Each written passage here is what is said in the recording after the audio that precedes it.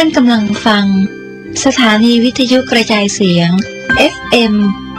104.5 เมกะเฮิรตซ์นะมัตถุรัตนตยัสสะขอความนอบน้อมจงมีแด่องค์สมเด็จพระบรมศาสดาสัมมาสัมพุทธเจ้า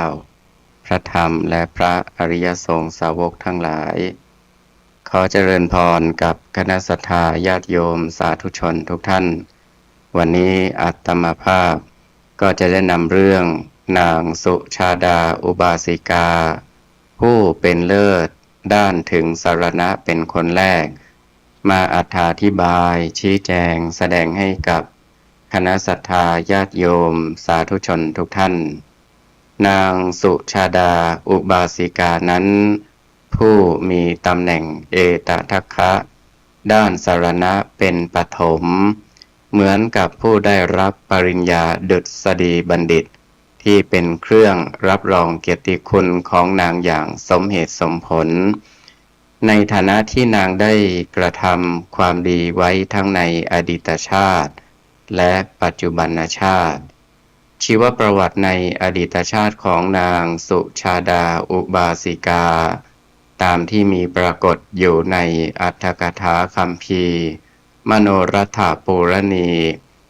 ที่ขยายความบาลีคัมภีร์อังคุตตรนิกายเอกนิบาตว่า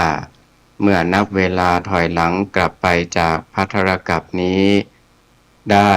100,000 กัปตรงกับพุทธสมัยของพระเจ้าปทุมุตตรสัมมาสัมพุทธเจ้า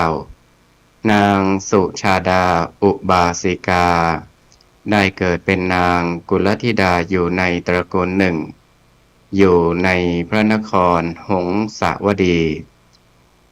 การต่อมาเมื่อนางกุลธิดามีวัยเจริญขึ้นวันหนึ่งนางได้ฟังธรรมเทศนาของพระปทุมุตตรสัมมาสัมพุทธเจ้าและพระองค์ทรงแต่งตั้งอุบาสิกาคนหนึ่งไว้ในตำแหน่งเป็นผู้เลิศกว่าอุบาสิกาทั้งหลายฝ่ายผู้ถึงสรณกรกว่าบรรดาสตรีทั้งปวงในพระศาสนานางก็มีความพอใจในตำแหน่งเอตทัคคะนั้นจึงได้ตั้งใจกระทำอธิการกุศลแล้วตั้งความปรารถนาฐานันดรนั้นครั้นนางกุลธิดาสิ้นชีวิตจากชาตินั้นแล้วก็ได้ท่องเที่ยวไปเกิดในเทวดาและมนุษย์อยู่ตลอดกาลนานประมาณ100,000 กัปอันหนึ่งก่อนที่นางกุลธิดาจะได้มาบังเกิดเป็นนางสุชาดานางได้เคยบังเกิดเป็นมารดาของยศกุลบุตรในอดีตการมาชาติหนึ่งและนางได้พิจารณาอสุภสัญญาตามคำบอกเล่าของลูกชายดังมีเรื่องกล่าวไว้ในคัมภีร์ตติยสมันตปาสาธิกาและในอัตถกถาคัมภีร์ธรรมบทแห่งยมกาวักในเรื่องสัญชัยตอนที่กล่าวถึงปุพพกรรมคือกรรมที่ทำไว้แต่ปางก่อนของชน55มียศกุลบุตรเป็นต้นพระผู้มีพระภาคเจ้าตรัสถึงชน55 คน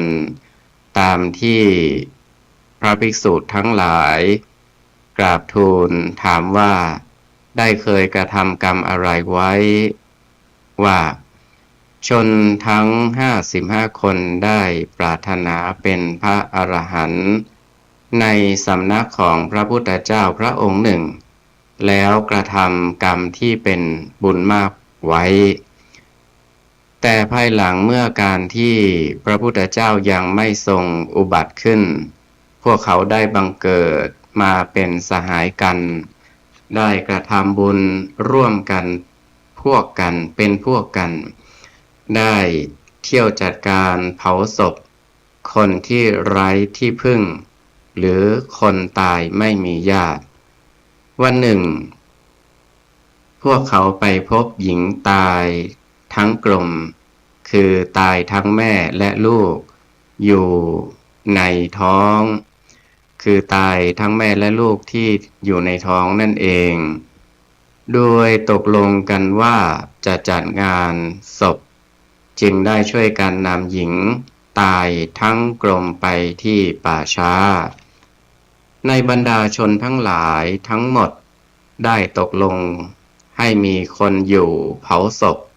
ที่ป่าช้าเพียง5 คนและสั่งว่าพวกท่านจงเผาศพนี้ส่วนบุคคลอีก50 คนก็พากันกลับไปบ้านเมื่อบุคคลทั้ง5ช่วยกันจัดการเผาศพนายยศะได้ใช้เหลาแห่งศพนั้นและพลิกกลับไปกลับมาก็ได้อสุภสัญญาคือการกำหนดรู้ว่าไม่งามแล้วเขาจึงบอกแก่สหาย4 คนให้พิจารณาดูศพที่มีหนังลอกออกแล้วจากในส่วนต่างๆของร่างกายมีลักษณะประดุจรูปโคด่างไม่สะอาดมีกลิ่นน่าเกลียดบุคคลทั้งหลายจึงพิจารณาตามก็ได้อสุภสัญญาในศพนั้นเหมือนกันและเขาทั้ง5 คนได้กลับไปบ้านบอกแก่สหายที่เหลือให้ได้พิจารณาความไม่สวยไม่งามและความน่าเกลียดของศพนั้นส่วนนายยศะกลับไปที่บ้านของตนได้บอกอสุภสัญญาที่ตนได้แล้วแก่มารดาบิดาและภรรยาให้พิจารณาตามด้วยบุคคลทั้งหลายมีมารดาบิดาและภรรยาเป็นต้นก็ได้เจริญอสุภสัญญาตามที่ได้ทราบจากนายยศะนี่ก็เป็นกุศลกรรมที่นางสุชาดาอุบาสิกาได้กระทำไว้ในอดีตชาติหนึ่งชีวประวัติในปัจจุบันชาติของนางสุชาดาก็มีบันทึกไว้ในอรรถกถาคัมภีร์มโนรัฐปุรณีอรรถกถาคัมภีร์วิสุทธชนวิลาสินีในอรรถกถาคัมภีร์ธรรมบทแห่งยมกะในเรื่องสัญชัยและในคัมภีร์ปฐมสมโพธิกถาพระนิพนธ์ในสมเด็จกรมพระยาปรมานุชิตชิโนรสความว่านางสุชาดานั้นเป็นเศรษฐีเป็นธิดาของเศรษฐีอยู่ในตำบลอุลุเวลาเสนานิคมแคว้นมคธแต่นางไปได้สามีอยู่ในเมืองพาราณสีแต่ในอรรถกถาไม่ได้บอกชัดว่านางมีบุตรชื่อยศะในปีที่แก้บนแก่เทวดานั้นหรือว่านางได้มีบุตรมาหลายปีแล้วจึงมาแก้บนแก่เทวดาเพราะพอพระมหาบุรุษได้เสวยข้าวมัทุปายาตในวันนั้นก็ได้สำเร็จเป็นพระพุทธเจ้าในวันขึ้น15 ค่ำเดือน6และพอถึงเดือน8ขึ้น15 ค่ำพระพุทธเจ้าเสด็จไปทรงจำพรรษาที่ป่าอิสิปตนมฤคทายวันเมืองพาราณสีเวลานั้นยศกุลบุตรเติบโตจนมีภรรยาแล้วทำให้เข้าใจว่ายศกุลบุตรเกิดก่อนการเสด็จออกผนวดของพระมหาบุรุษมาหลายปีแล้วเข้าใจว่าเวลานั้นยศกุลบุตรมีอายุไม่ต่ำกว่า16 ปีและไม่เกิน20 ปีจากหนังสือหลักปฐมสมโพธิหรือพุทธประวัติของอาจารย์ปุ้ยแสงฉาย นางสุชาดาได้เกิดเป็นธิดาของเสนิยกุดุมพีในเสนานิคมตำบลอุรุเวลาแคว้นมคธด้วยนางเกิดขึ้นก่อนที่พระผู้มีพระภาคเจ้าของพวกเราเสด็จอุบัติขึ้นครั้นนางสุชาดามีวัยวัฒนาคือเจริญเติบโตขึ้นแล้วนางจึงไปตั้งความปรารถนาโดยบวงสรวงแก่เทวดาที่สิงสถิตอยู่ที่ต้นไทรต้นหนึ่งว่าถ้าหากข้าพเจ้าได้ไปสู่ตระกูลสามีอันเป็นตระกูลที่มีชาติสกุลเสมอกันและได้บุตรชายเป็นคนหัวปีคือเกิดก่อนเพื่อนข้าพเจ้าจะกระทำพรีกรรมคือกระทำพิธีบวงสรวงด้วยการสละทรัพย์100,000 กหาปณะแก่ท่านเป็นประจำทุกปีการต่อมาความปรารถนาของนางสุชาดาก็ได้สำเร็จสมมโนรสสมหวังสมความประสงค์ทั้งสองประการเมื่อพระมหาสัตว์สิทธัตถะทรงกระทำทุกขกิริยาการกระทำความเพียรอันยากที่ใครๆจะกระทำได้อยู่ครบ6 พรรษาบริบูรณ์ส่วนนางสุชาดามีความประสงค์จะกระทำพรีกรรมคือการบวงสรวงในวันวิสาขบูชาปุณวิสาขปุรณมีคือวันขึ้น15 ค่ำเดือน6นางจึงใช้ให้บุรุษทั้งหลายผู้เป็นทาสและกรรมกรช่วยกันต้อนฝูงแม่โคมา 1,000 ตัวเอาไปเลี้ยงไว้ในสวนชะเอมเครือเพื่อให้แม่โคเหล่านั้นกินชะเอมเครือน้ำนมจะได้มีรสหวานแล้วให้แบ่งแม่โคจำนวน 1,000 ตัวออกเป็นพวกละ500 ตัวให้รีดน้ำนมแม่โค500 ตัวพวกหนึ่ง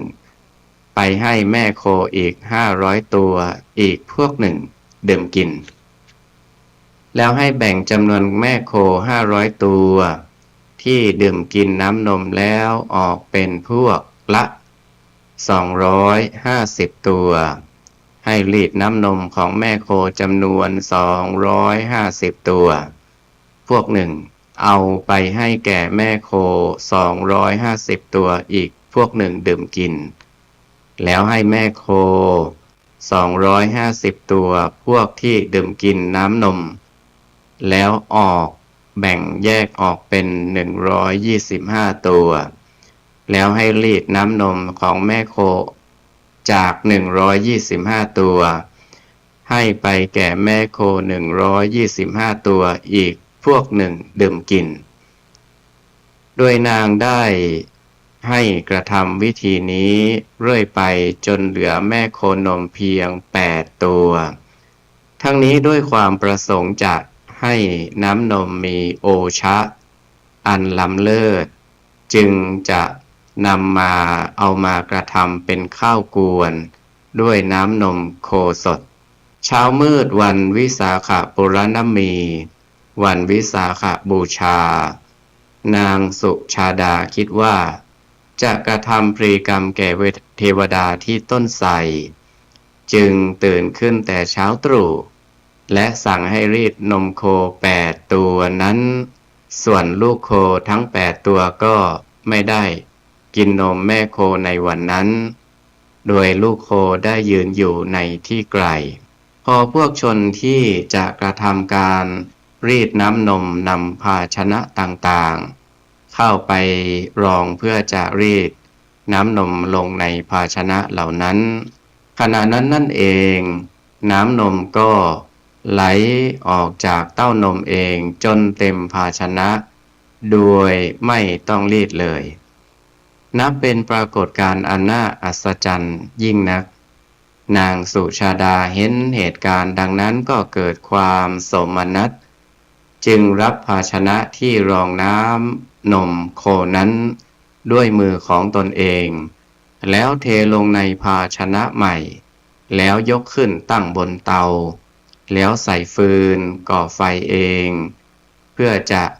เคี่ยวน้ำนมและหุงข้าวมัทุปายาตในเวลาที่นางหุงข้าวมัทุปายาตอยู่นั้นได้มีฟองใหญ่ๆเกิดขึ้นจากน้ำนมเวียนเป็นทักษิณาวัตรคือเวียนไปทางขวาแต่ว่าฟองใหญ่เหล่านั้นแม้เพียงสักฟองหนึ่งก็ไม่กระเซ็นตกลงมาที่พื้นดินเลยถึงควันไฟแม้สักเล็กน้อยก็ไม่ปรากฏขึ้นจากเตาไฟเลยเช่นกันในเวลาหุงข้าวมัทุปายาตอยู่นั้นท้าวจตุโลกบาลทั้งสี่ได้มายืนถือพระขัน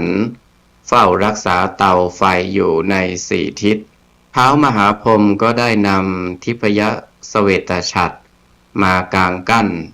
ให้ในเบื้องบนภาชนะที่หุงข้าวมัทุปายาตพระอินทร์ได้เสด็จมาทรงใส่ดุ้นฟืน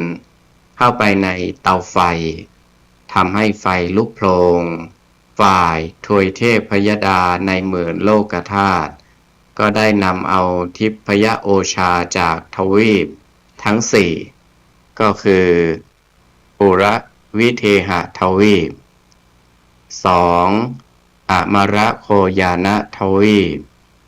3. อุตตรกุรุทวีป 4. ชมพูทวีปทั้งสี่มาใส่ลงในภาชนะที่หุงข้าวมัทุปายาตนั้นเหมือนกับบุคคลบีบรวงผึ้งฉะนั้นตามปกติในเวลาอื่นๆเทพยดาทั้งหลายย่อมใส่ทิพโอชาลงในอาหารเป็นคำๆส่วนในวันที่พระพุทธเจ้าจะตรัสรู้และวันจะเสด็จดับขันธปรินิพพานนั้นเทพยดาทั้งหลายจะใส่ทิพยโอชาลงในภาชนะที่ใส่อาหารทั้งหลายฝ่ายนางสุชาดาได้เห็นความอัศจรรย์ต่างๆเหล่านี้ในวันเดียวกันนี้จึงเรียกนางปุณณธาสีมาแล้วก็สั่งว่าแม่ปุณณาวันนี้เทวดาของพวกเราเป็นที่น่าเลื่อมใสยิ่งนักความอัศจรรย์นี้พวกเราไม่เคยเห็นมาก่อนตลอดการประมาณเวลานานมาแล้วเธอจงรีบไปปัดกวาดสถานที่ประทับของเทวดาโดยเร็วนางปุณณธาสีรับฟังคำสั่งของนายหญิงแล้วจึงรีบไปที่ต้นไทรที่โคนต้นไทรนั้นคืนก่อนที่พระโพธิสัตว์จะได้ตรัสรู้ได้ทรงมหาสุบินคือความฝันใหญ่5ประการดังที่ตรัสไว้ดังมีปรากฏอยู่ในบาลีคัมภีร์อังคุตตรนิกายปัญจกนิบาตดังนี้ความฝันใหญ่5ประการนั้นข้อที่1คือบรรทมโดยมีมหาปัทภีนี้เป็นแท่นสายญาติมีคุณเขาหิมวันเป็นขเนยคือหมอนพระหัตถ์ซ้ายเหยียดหยั่งลงในมหาสมุทรด้านทิศบุรพาคือทิศตะวันออกพระหัตถ์ขวาเหยียดหยั่งลงในมหาสมุทรด้านทิศปัจฉิมคือทิศตะวันตกพระบาททั้งสองเหยียดหยั่งลงในมหาสมุทรด้านทิศทักษิณคือทิศใต้พระมหาสุบินนิมิตข้อนี้เป็นบุพนิมิตหมายถึงการได้ตรัสรู้สัมมาสัมโพธิญาณอันไม่มีสิ่งใดยิ่งกว่าประการที่2มีหญ้าคางอกขึ้นจากพระนาภีคือท้องของพระองค์สูงขึ้นจรดท้องฟ้าพระมหาสุบินนิมิตข้อนี้หมายถึงการที่ได้ตรัสรู้อริย อัสสดางคิกมัคคือทางมีองค์มรรค8อันประเสริฐแล้วทรงประกาศออกไปถึงมวลมนุษย์และโถยเทพพยดาประการที่3มีหมู่หนอนตัวขาวศีรษะดำพากันไต่ขึ้นจากพระบาทคลุมเต็มถึงพระชานุมณฑลคือบริเวณหัวเข่าพระมหาสุบินนิมิตข้อนี้หมายถึงการที่คนนุ่งขาวชาวคฤหัสถ์มากมายพากันถึงตถาคตคือถึงตถาคตเป็นสรณะคือเป็นที่พึ่งที่ระลึกตลอดชีวิตประการที่4คือมีนกทั้งหลาย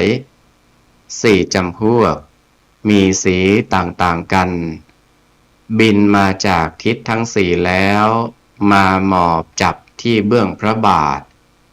และกลับกลายเป็นสีขาวไปหมดสิ้นพระมหาสุบินนิมิตข้อนี้หมายถึงการที่ชนทั้ง4วรรณะได้มาออกบวชร่วมกันในพระธรรมวินัยและได้ประจักษ์แจ้งวิมุตติธรรมคือธรรมอันเป็นเครื่องหลุดพ้นจากกิเลสประการสุดท้ายประการที่5ได้เสด็จดำเนินไปบนภูเขาภูทะลูกใหญ่แต่คูดไม่แปดเปื้อนเลยพระมหาสุบินนิมิตข้อนี้หมายถึงการทรงเจริญด้วยลาภปัจจัย4พรั่งพร้อมแต่ไม่ทรงลุ่มหลงติดพันทรงบริโภคด้วยพระปัญญาที่ทรงดำริทรงดำรงจิตปลอดโปร่งเป็นอิสระครั้นพระโพธิสัตว์ได้ทรงเห็นมหาสุบิน5ประการในเวลากลางคืนวันนั้นเมื่อทรงพิจารณาดูก็ทรงแน่พระทัยว่าเราจะได้เป็นพระพุทธเจ้าในวันนี้โดยไม่มีข้อสงสัยและพอสิ้นราตรีนั้นแล้วจึงได้กระทำทรงชำระพระองค์ด้วยการทรงสงฆ์อุทกวารีแล้วทรงรอเวลาเสด็จจาริกภิกษาหารคืออาหารที่ได้มาด้วยการขอข้อความต่อไปนี้มีการกล่าวอยู่ในคัมภีร์ปฐมสมโภชกถาว่ารุ่งเช้าขึ้นพระโพธิสัตว์ได้เสด็จไปประทับนั่งพักอยู่ที่โคนต้นไทรนั้นทำให้ปริมณฑลแห่งต้นไทรทั้งสิ้นสว่างไสวด้วยรัศมีของพระองค์ครั้งนั้นนางปุณธาสีได้มาเห็นพระโพธิสัตว์ประทับนั่งอยู่ที่โคนต้นไทรทรงหันพระพักตร์ไปทางทิศตะวันออกทั้งแลเห็นต้นไทรทั้งสิ้นมีสีดังทองคำด้วยพระรัศมีที่เปล่งออกมาจากพระวรกายของพระโพธิสัตว์นางจึงคิดว่าวันนี้เทวดาของเราได้ลงจากต้นไทรมานั่งรอรับการพลีกรรมด้วยมือของตนเองจึงรีบกลับไปบอกนางสุชาดาว่าคุณนายเจ้าคะเทวดาได้มาประทับนั่งที่โคนต้นไทรแล้วเจ้าค่ะนางสุชาดาได้ฟังคำบอกเล่าของนางปุณธาสีก็ดีใจจึงกล่าวว่านี่แน่นางปุณณาถ้าเธอพูดจริงแล้วเธอจะไม่ต้องเป็นทาสีต่อไปและเธอจะตั้งอยู่ในฐานะเป็นธิดาคนใหญ่ของเรานับจำเดิมแต่นี้ไปว่าแล้วนางก็ได้ให้เครื่องแต่งตัวทุกอย่างตามที่สมควรแก่ธิดาแล้วนางสุชาดาได้ตักข้าวมาทุกปายาต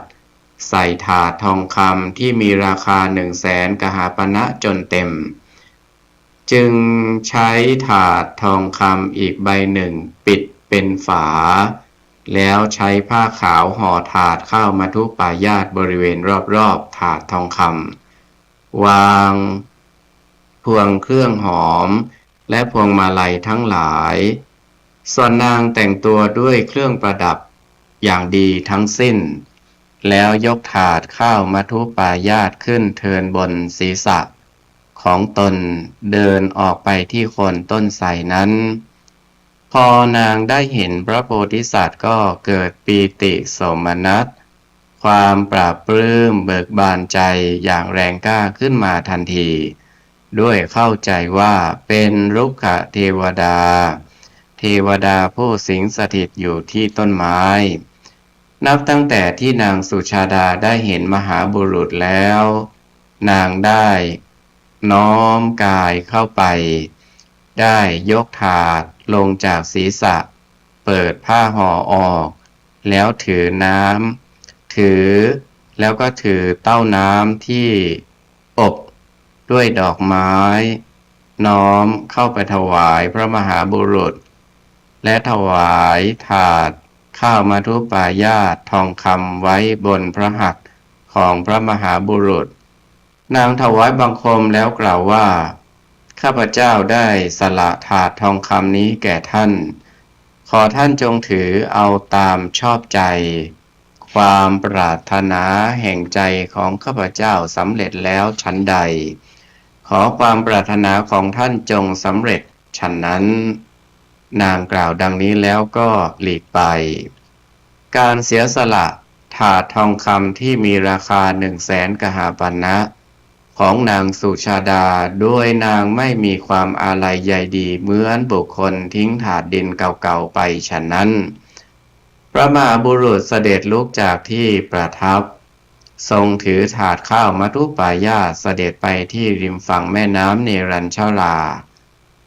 ทรงวางถาดข้าวมัทุปายาตไว้ริมฝั่งแม่น้ำแล้วเสด็จลง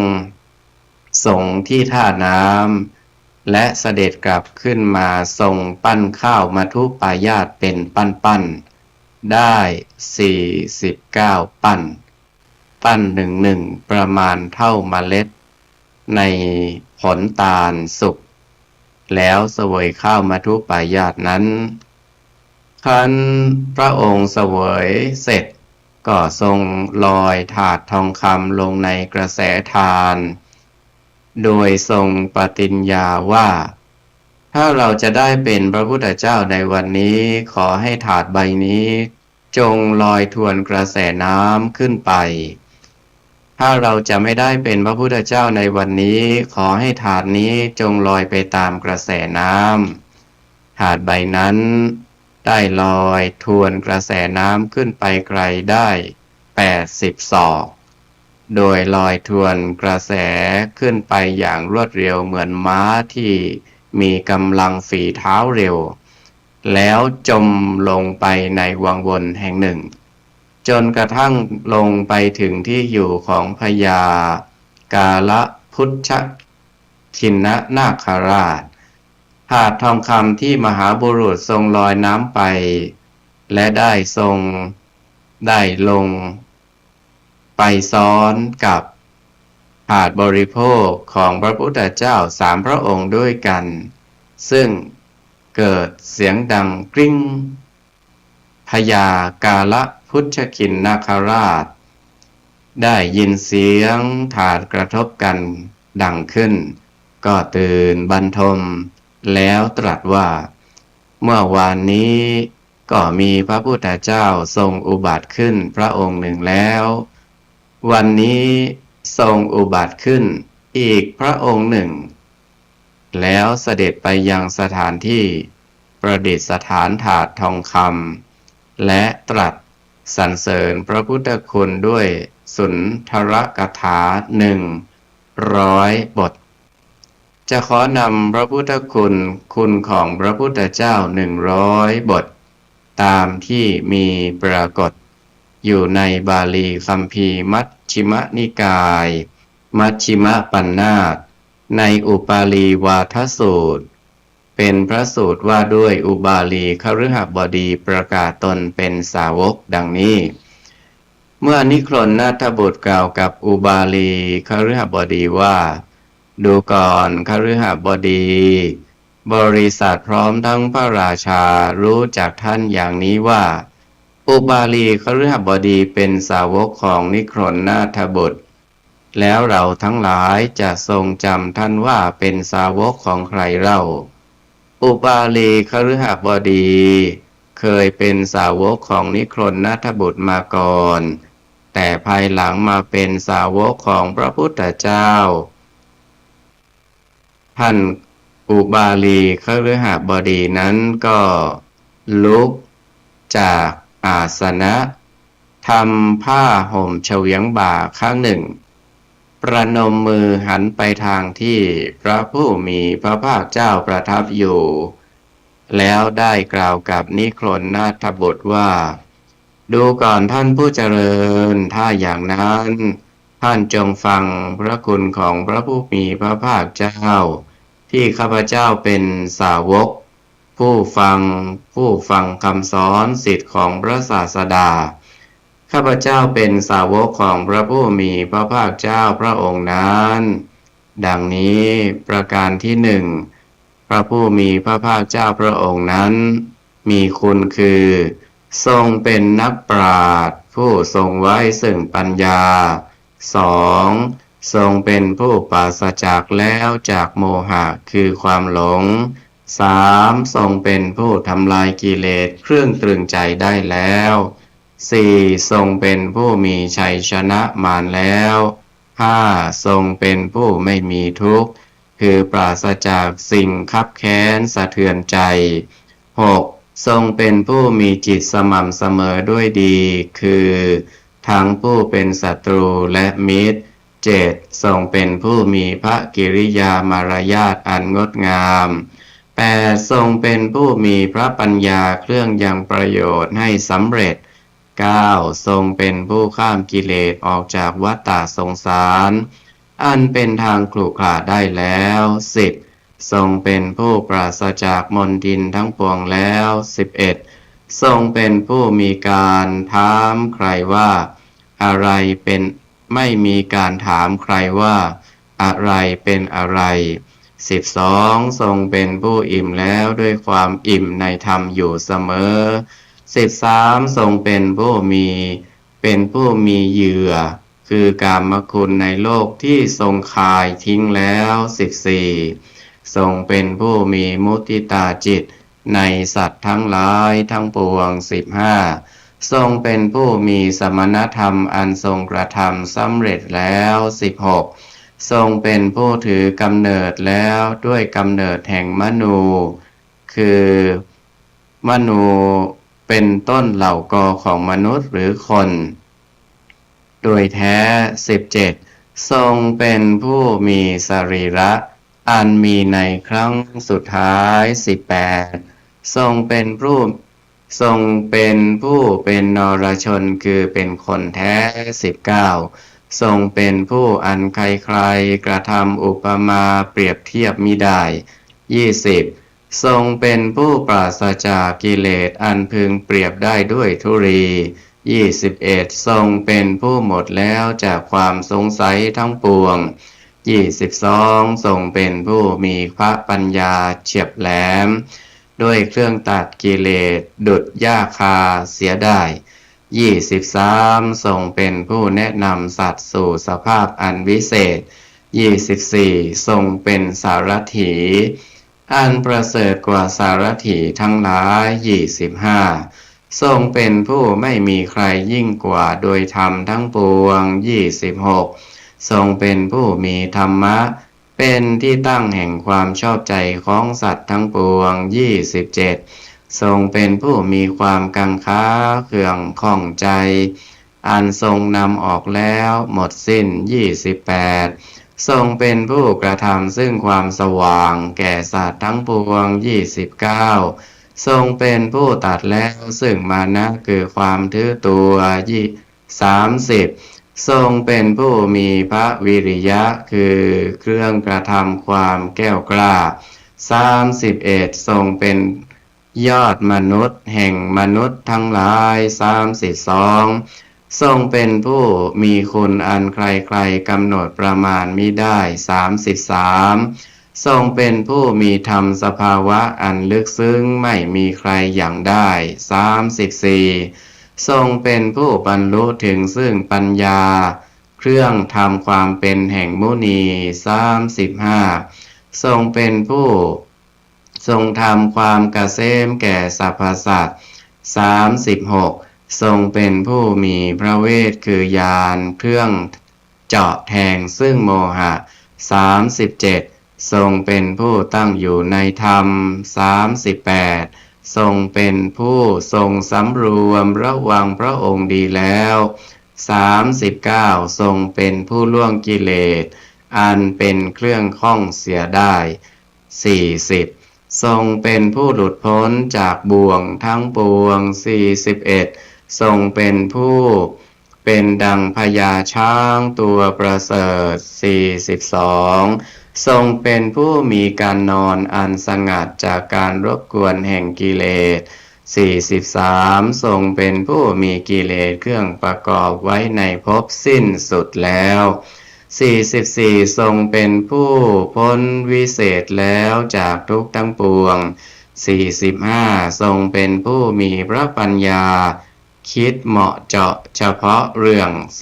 46ทรงเป็นผู้มีพระปีชาเครื่องทำความเป็นแห่งมุนี47ทรงเป็นผู้มีมานะอันธงอันพระองค์ทรงลดลงได้แล้ว48ทรงเป็นผู้ปราศจากแล้วจากราคะ49ทรงเป็นผู้มีการฝึกตนอันฝึกแล้ว50ทรงเป็นผู้หมดสิ้นแล้วจากกิเลสเครื่องหน่วงเหนี่ยวให้เนิ่นช้า51ทรงเป็นผู้แสวงหาภพคุณอันใหญ่หลวงองค์ที่52ทรงเป็นผู้ปราศจากแล้วจากความคดโกง53ทรงเป็นผู้ไว้ซึ่งวิชชาทั้ง3ประการ54ทรงเป็นผู้เป็นพระพรหมแห่งสัตว์ทั้งปวง55ทรงเป็นผู้เสด็จจากการชำระล้างกิเลสแล้ว56ทรงเป็นผู้มีหลักเกณฑ์ในการรวบรวมอักษรทั้งหลายมาทำเป็นบทคาถา57ทรงเป็นผู้มีพระกมลสันดานอันระงับแล้ว58ทรงเป็นผู้มีพระญาณเวทอันวิทิตรู้แจ้งแล้ว59ทรงเป็นผู้ประทานธรรมทานก่อนผู้อื่นทั้งหมด60ทรงเป็นผู้จอม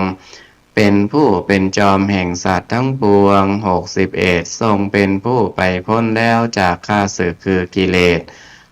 62ทรงเป็นผู้มีตนอันอบรมถึงที่สุดแล้ว63ทรงเป็นผู้มีธรรมะ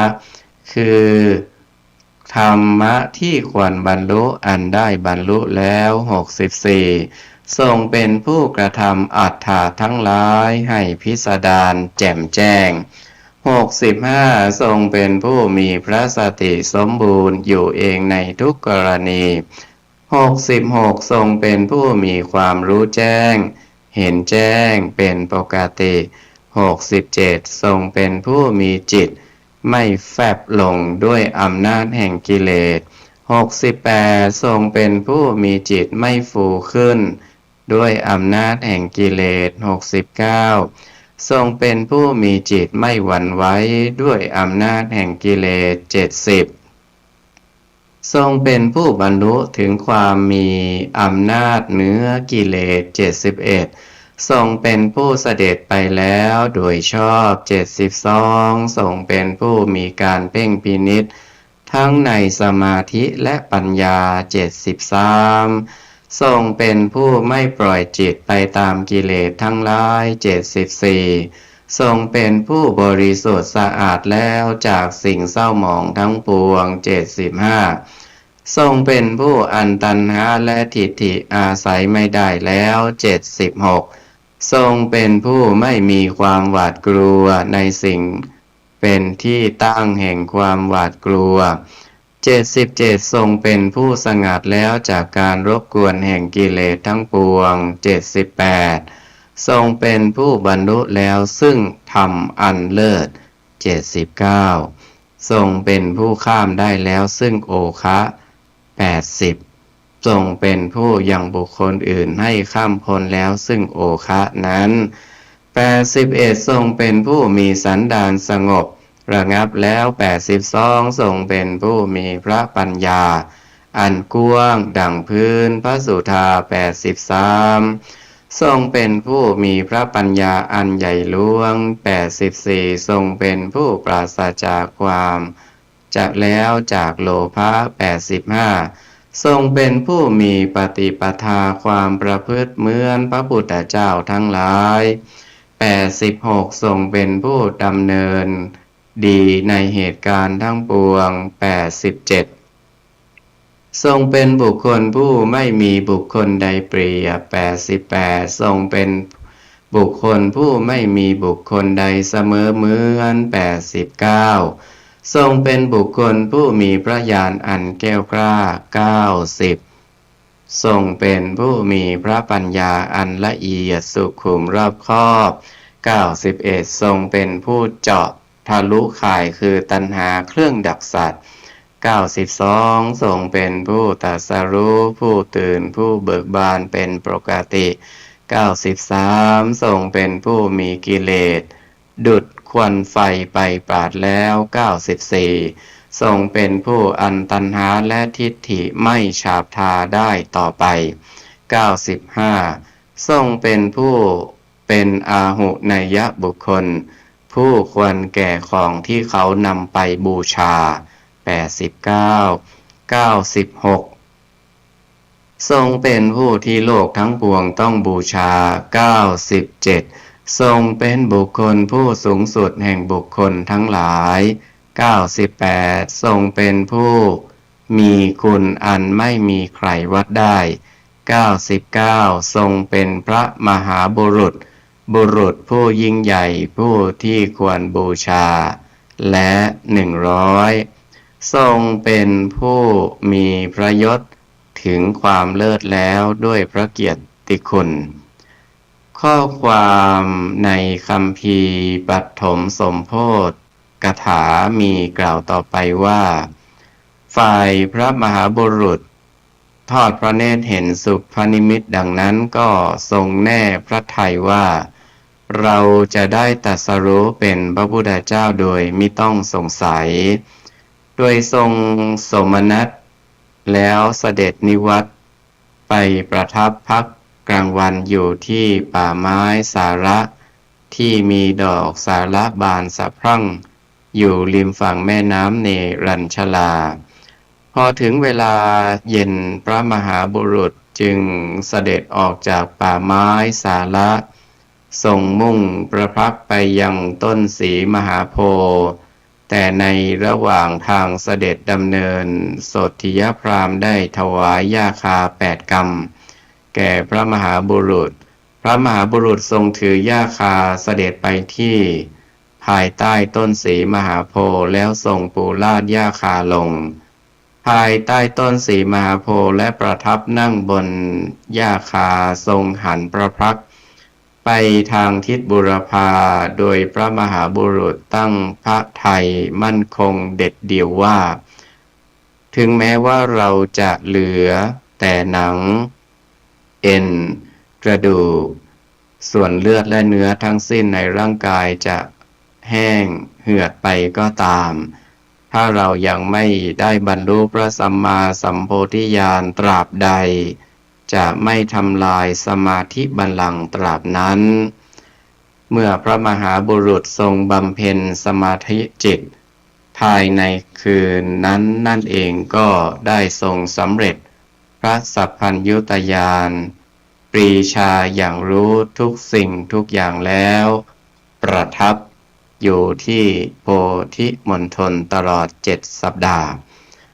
แล้วทรงประกาศพระธรรมจักรโปรดบรรพชิตปัญจวัคคีย์ที่ป่าอิสิปตานมฤคทายวันและทรงเล็งเห็นอุปนิสัยของยสกุลบุตรผู้เป็นบุตรของนางสุชาดาจึงเสด็จไปประทับที่โคนต้นไม้ต้นหนึ่ง ซึ่งอยู่ในป่าอิสิปตนมฤคทายวันเมืองพาราณสีฝ่ายยศกุลบุตรได้เห็นพวกสตรีที่เป็นนางบำเรอนอนหลับปากผ้านุ่งห่มเปิดในเวลากลางคืนก็เกิดความสังเวชคือความสลดใจจึงได้กล่าวขึ้นว่าที่นี่วุ่นวายหนอที่นี่ขัดข้องหนอในเวลานั้นเป็นเวลาใกล้รุ่งสว่างพระผู้มีพระภาคเจ้ากำลังเสด็จจงกรมอยู่ในที่แจ้งได้ทอดพระเนตรเห็นยศกุลบุตรมาแต่ไกลจึงเสด็จลุกจากที่จงกรมไปประทับนั่งบนอาสนะและเมื่อพระพุทธองค์ทรงสดับเสียงเปล่งอุทานของยศกุลบุตรจึงตรัสว่านี่แน่ยศที่นี่ไม่วุ่นวายที่นี่ไม่ขัดข้องเธอมานั่งลงในที่นี้ตถาคตจะแสดงธรรมให้ฟังยศกุลบุตรนั้นได้ฟังธรรมกถาที่เรียกว่าอนุบุพพิกถาคือถ้อยคำที่กล่าวไปโดยลำดับมี5ประการและอริยสัจสี่หรือที่เรียกอีกชื่อหนึ่งว่าสามุกะกังสิกธรรมสามุกะกังสิกธรรมคือพระธรรมเทศนาที่พระพุทธเจ้าทรงยกขึ้นแสดงเองคือไม่ต้องปราลบคำถามของผู้ฟังคือท่านได้ฟังจบลงแล้วก็ได้รู้แจ้งแทงตลอดมรรคและผล3ชั้นในวันที่ยศกุลบุตรได้หนีออกจากบ้านไปพบกับพระผู้มีพระภาคเจ้าจนเป็นเหตุชักนำให้มารดาคือนางสุชาดาบิดาคือท่านเศรษฐีและภรรยาเก่าของท่านได้พบแสงสว่างแห่งธรรมนอกจากมีเรื่องกล่าวไว้ในคัมภีร์มโนรัฐฐปุรณีคัมภีร์ปฐมสมโพธิกถาพระนิพนธ์ในสมเด็จกรมพระปรมานุชิตชิโนรสแล้วยังมีบันทึกไว้ในคัมภีร์มหาวรรคพระวินัยปิฎกแห่งมหาขันธวรรคว่าครั้นยศกุลบุตรออกจากบ้านไปในเวลากลางคืนโดยไม่มีใครรู้ความโกลาหลได้เกิดขึ้นในบ้านของยศกุลบุตรเมื่อนางสุชาดามารดาของยศกุลบุตรได้ขึ้นไปที่ปราสาทไม่เห็นยศกุลบุตรจึงรีบไปบอกเศรษฐีผู้เป็นบิดาว่าท่านคฤหบดียศกุลบุตรหายไปไหนไม่ทราบท่านเศรษฐีจึงใช้ให้คนขึ้นม้าออกไปตามหาใน4ทิศส่วนตัวท่านได้ออกไปที่ป่าอิสิปตนมฤคทายวันครั้นไปถึงก็ได้เห็นรองเท้า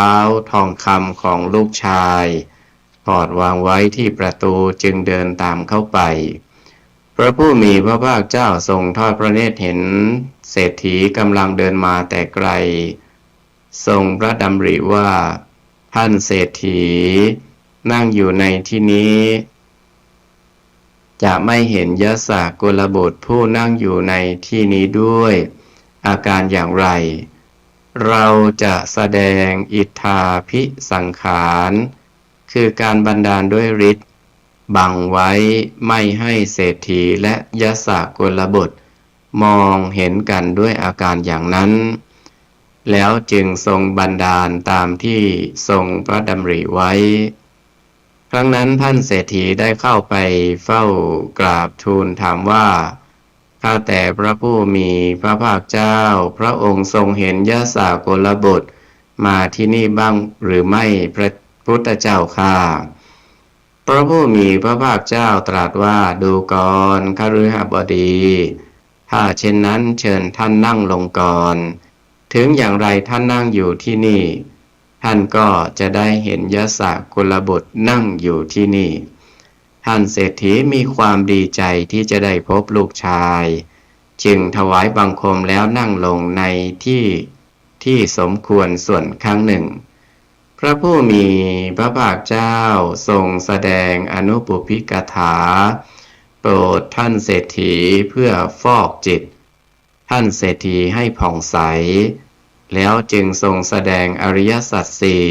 ต่อมาภายหลัง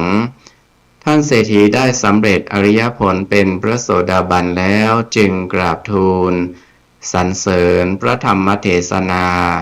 แล้วถวายตัวเป็นอุบาสก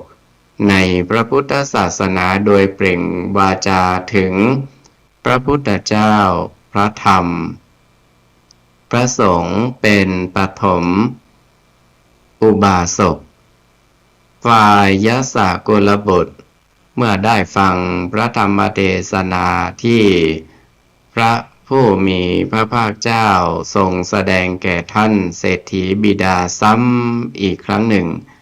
ก็ได้สำเร็จเป็นพระอรหันต์พระผู้มีพระภาคเจ้าจึงทรงคลายฤทธิ์ให้บุคคลทั้งสองได้เห็นกันพอท่านเศรษฐีได้แลเห็นยสกุลบุตรจึงบอกว่าลูกเอ๋ยมารดาของลูกกำลังร้องไห้เสียใจถึงลูกลูกจงกลับไปเพื่อให้มารดาของลูกมีชีวิตอยู่ต่อไปเถิดยสกุลบุตรแลดูพระผู้มีพระภาคเจ้าพระผู้มีพระภาคเจ้าจึงตรัสว่าดูก่อนขหบดียสกุลบุตรไม่สมควรที่จะไปอยู่ครองเรือนเหมือนเมื่อก่อนแล้วท่านเศรษฐีจึงกราบทูลสรรเสริญว่าข้าแต่พระผู้มีพระภาคเจ้านับเป็นลาภอันประเสริฐของยสกุลบุตรพระเจ้าข้า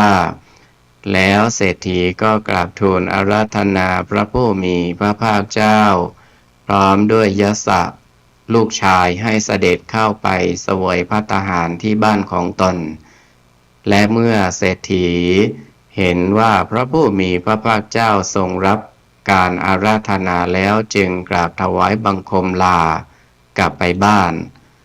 ลำดับต่อจากนั้นยสกุลบุตรจึงกราบทูลขอบรรพชาอุปสมบทต่อพระผู้มีพระภาคเจ้าและพระพุทธเจ้าและพระพุทธองค์ตรัสว่าเธอจงเป็นภิกษุมาเถิดในทันทีทันใดนั้นเพศคฤหัสถ์ของยสกุลบุตรก็อันตรธานหายไปและยสกุลบุตรได้เป็นผู้ทรงบาทและจีวรอันบังเกิดขึ้นด้วยบุญญาฤทธิ์นับว่าท่านได้บรรพชาอุปสมบทด้วยวิธีเอหิภิกขุอุปสัมปทาเรียกว่าเป็นเอหิภิกขุรุ่งเช้าขึ้นพระยสเถระได้ตามเสด็จพระผู้มีพระภาคเจ้าเป็นปัจฉาสมณะไปที่บ้านของท่านเศรษฐีเมื่อพระผู้มีพระภาคเจ้าได้เสด็จถึงบ้านของท่านเศรษฐีแล้วจึงทรงแสดงอนุปุพพิกถาห้าได้แก่ทานศีลสวรรค์โทษของกามและอานิสงส์ของการออกจากกามหรือการออกบวชและอริยสัจสี่ได้แก่ทุกข์สมุทัยนิโรธมรรคโปรดมารดาและภรรยาเก่าของพระยสเถระคันพระผู้มีพระภาคเจ้าทรงแสดงเทศนาจบลงมารดาและภรรยาเก่าของยสเถระได้ดำรงอยู่ในพระโสดาปัตติผลแล้วได้กราบทูลขึ้นว่าข้าแต่พระผู้มีพระภาคเจ้าพระภาสิทธิ์ของพระองค์แจ่มแจ้งและไพเราะยิ่งนักพระเจ้าข้าพระองค์ทรงประกาศธรรมโดยอเนกปริยายเปรียบเสมือนบุคคลหงายของที่คว่ำเปิดของที่ปิดออกบอกทางแก่คนหลงทางหรือส่องไฟในที่มืดด้วยตั้งใจให้คนมีตาดีได้มองเห็นหม่อมชั้นทั้งสองนี้ขอถึงพระผู้มีพระภาคเจ้าพระธรรมและพระสงฆ์ว่าเป็นสรณะคือที่พึ่งที่ระลึกขอพระองค์ทรงจำหม่อมฉันทั้งสองว่าเป็นอุบาสิกาผู้มอบชีวิตถึงพระรัตนตรัย จำเดิมตั้งแต่วันนี้เป็นต้นไปพระพุทธเจ้าข้าในวันนั้นนางสุชาดาผู้เป็นมารดาพร้อมทั้งภรรยาเก่าของพระยศเถระเมื่อนางได้เป็นพระโสดาบันแล้วได้ประกาศตนเป็นอุบาสิกาโดยกล่าวอ้างถึงพระรัตนตรัยคือพระพุทธเจ้าพระธรรมและพระสงฆ์เป็นสรณะคือที่พึ่งที่ระลึกเป็นชุดแรกก่อนกว่าสตรีทั้งหลายในโลกหลังจากนั้นนางสุชาดาท่านเศรษฐีและภรรยาเก่าของพระยศเถระได้ช่วยกันจัดอาหารอันประณีตมาถวายแด่พระผู้มีพระภาคเจ้ากับพระยศเถระจนกระทั่งฉันภัตตาหารเสร็จแล้วพอพระผู้มีพระภาคเจ้าเสวยเสร็จแล้วจึงทรงแสดงธรรมโปรดบุคคลทั้งสามแล้วเสด็จกลับไปที่ป่าอิสิปตนมฤคทายวันการต่อมาภายหลังพระผู้มีพระภาคเจ้าได้ทรงแต่งตั้งอุบาสิกาทั้งหลายไว้ในตำแหน่งต่างๆตามความเหมาะสมก็ได้ทรงแต่งตั้งนางสุชาดาอุบาสิกาไว้ในตำแหน่งเอตทัคคะ